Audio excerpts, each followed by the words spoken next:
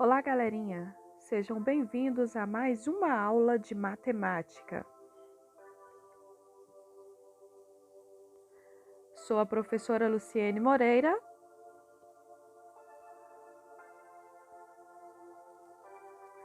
E o conteúdo da aula de hoje é dízima periódica.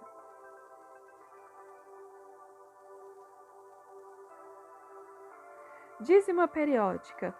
O que é isso? Vamos conhecer? Venha comigo!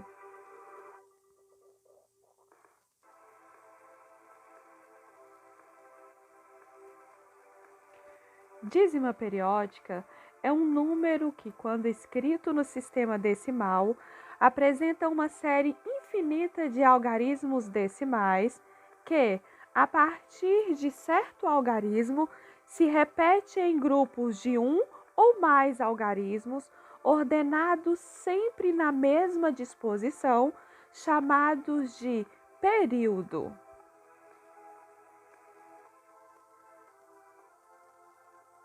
O número 0,33 infinitamente é chamado de decimal periódico não exato, dízima periódica.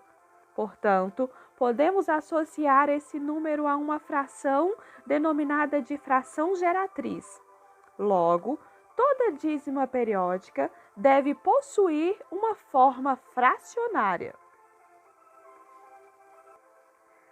Temos dois tipos de dízima periódica. Simples, quando o período começa a partir da vírgula. Observe 3 exemplos. No primeiro, o período possui um algarismo, 2. No segundo, 2 algarismo, 3 e 5. No terceiro, 3 algarismo, 1, 2, 3.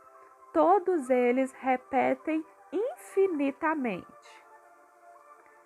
Dízima periódica composta. Antes do período começar, existem números denominados de antiperíodo que não fazem parte do período. Observem os exemplos. No primeiro, o período é 2 e o antiperíodo 3. O 2 repete infinitamente. Observe os demais exemplos. Toda dízima periódica pode ser representada em forma de fração. É denominada fração geratriz. Há um processo para transformar a dízima periódica em fração geratriz. Vamos aprender? Para determinarmos uma fração geratriz, vamos seguir 4 passos.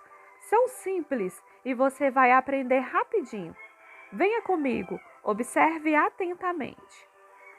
Primeiro passo: precisamos igualar a dízima periódica a uma incógnita, por exemplo, o x, de forma a escrever uma equação do primeiro grau.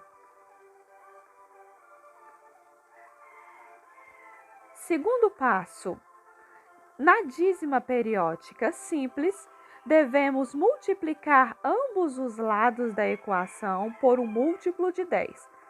Para descobrir qual será o múltiplo, devemos identificar quantas casas decimais devemos andar para que o período fique antes da vírgula.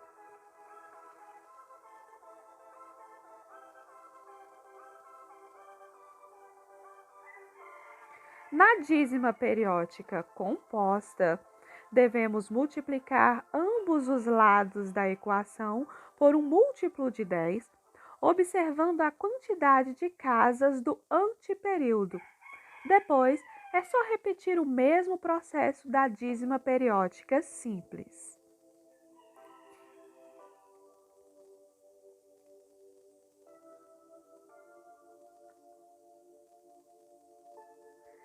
Terceiro passo: na dízima periódica simples, devemos diminuir a equação encontrada da equação inicial.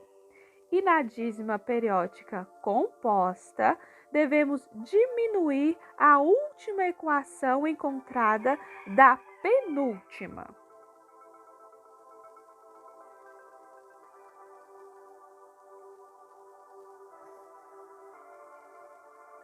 Quarto passo: em ambas as dízimas, devemos isolar a incógnita e simplificar a fração encontrada, isso, se for necessário, até achar a fração irredutível. Prontinho! Simples e fácil. Observe um exemplo para melhor compreensão. Determine a fração geratriz do número 0,22 infinitamente. Primeiramente, observe que trata-se de uma dízima periódica simples, porque não possui antiperíodo. Primeiro passo, devemos igualar a dízima periódica a uma incógnita, pode ser x. Segundo passo, multiplicar os dois lados por 10, até o período ficar antes da vírgula. Observe em destaque, na cor vermelha, estamos multiplicando ambos os lados por 10. Terceiro passo, diminuir a equação encontrada pela inicial. Observe atentamente.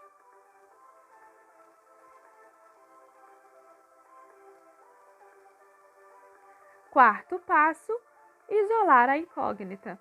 Temos 9x igual a 2, deixando x antes da igualdade, repetindo o 2, 9 que estava multiplicando, passa dividindo.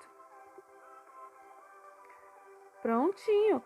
0,22 infinitamente é igual a 2 nonos. Nesse caso, não foi preciso simplificar. Finalizamos a resolução.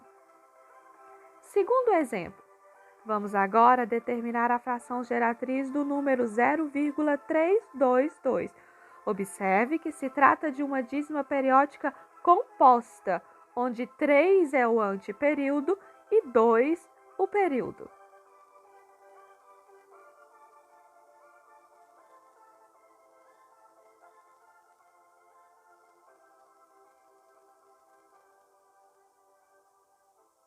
Seguindo o passo a passo, igualamos a dízima a uma incógnita. Nesse caso, estamos usando x.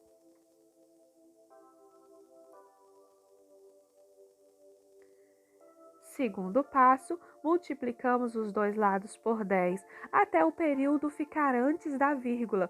Observe em destaque na cor vermelha que estamos multiplicando até que o número 2, que é o período, fique antes da vírgula.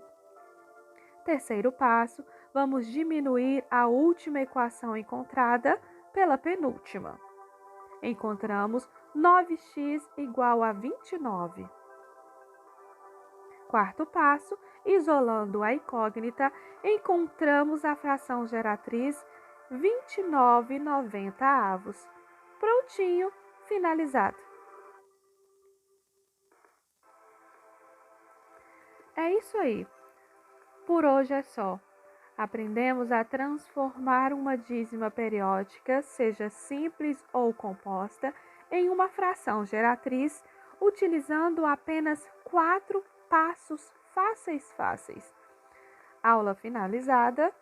Espero você no próximo vídeo.